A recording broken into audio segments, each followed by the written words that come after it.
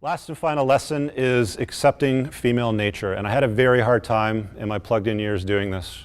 Very Disneyland, prince, princess, egalitarian, hold hands, sing kumbaya, get married, say I do until kingdom come, and blah, blah, blah. And it doesn't really work out like that in the real world. When you take the red pill, you start to recognize that a lot of the shit they've been feeding you through school, religion, parenting, society, socioeconomics, politics, a lot of it is bullshit that panders to their needs, not to yours. So as men, again, for true mental awareness, clarity, and happiness, navigating the world with a lens that's a red pill one will help you out. It'll make things a lot better for you. Accepting female nature is a big thing. Rollo hammered on hypergamy quite a bit this morning, but here's a really good visual of what that looks like. 80% of the banging's happening by 20% of the men. It's just fact of life, Even like a 1 out of 10 is going to hammer for the stage up. That's what hypergamy is. I'm not going to go over that too much. My lawyer, when I was going through my divorce, God bless his soul, such a good guy. Guy saved me, big time. One of the conversations that we had was pairing up, pair bonding with women. Now, granted, he's been in family law for a long time. Through my own experiences and those of the guys that I've coached, I discourage you from marrying down. Everybody does it. You're going along in life, here's the entrepreneur, here's the hairdresser. You guys meet up, I love you, she moves into your life, you get married, her lifestyle improves. Yours doesn't change, it doesn't go down, it doesn't go up. It is where it is. If you go up together. Things go sideways, there's a hard break. Then there's a questionable ... The way family law works and the way hypergamy works, it's designed to maintain her lifestyle at that level. She's not going to go back down over here. You're often responsible for maintaining that, depending on how long you've lived together, if you have kids, where you live in the world, what family law says. And you can avoid a lot of that, this is my lawyer's best advice, by not marrying down. There's a lot of women out there, if you choose to get in a long-term relationship to reproduce, settle down, have kids, do it with somebody at your level or higher.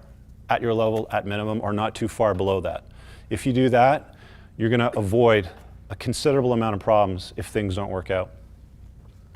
Women reserve the right to change their mind at any given time, and men are the disposable sex. Dr. Warren Farrell wrote a book called The Myth of Male Power. You might want to jot that down if you want some good read.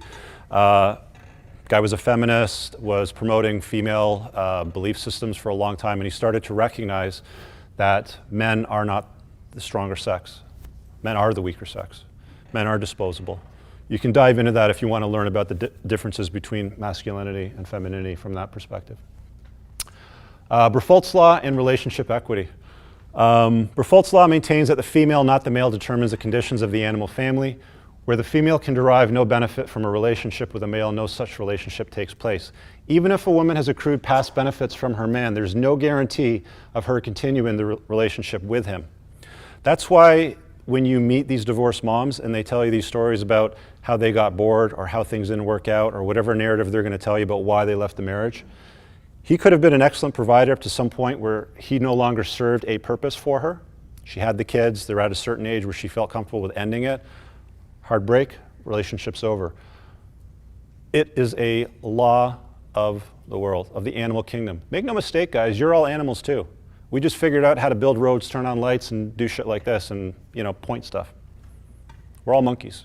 We're all primates, okay? There's no difference. This is consistent throughout the animal kingdom. Unicorns don't exist. This is a funny comment I screen captured. I'll read it to you if you can't read it. The video was 5 secrets women don't want you to know. And this guy says, I'm so glad I found a unicorn. No social media, makes way more money than I do, never asked me to give up my way of being, just bought me a brand new truck in cash, blah, blah, blah. To which I respond 2 things. Hypergamy doesn't care. Women always reserve the right to change their mind at any given time. Enjoy it. You don't own this unicorn. It's just your turn. Unicorns do not exist. You might think they exist. And even if you capture one, it's just your turn. Often these things don't last.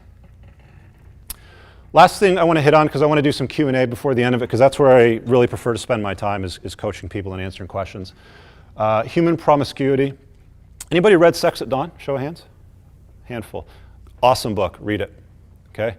If you've ever been confused about the way men behave versus the way women behave in society, If I take my hands like this, millions of years of human evolution, pluck a beard hair because I don't have hair on my head, and put that right at the end, that's the last 10,000 years, how we've been functioning under the function of monogamy, okay, in society the way that we live today.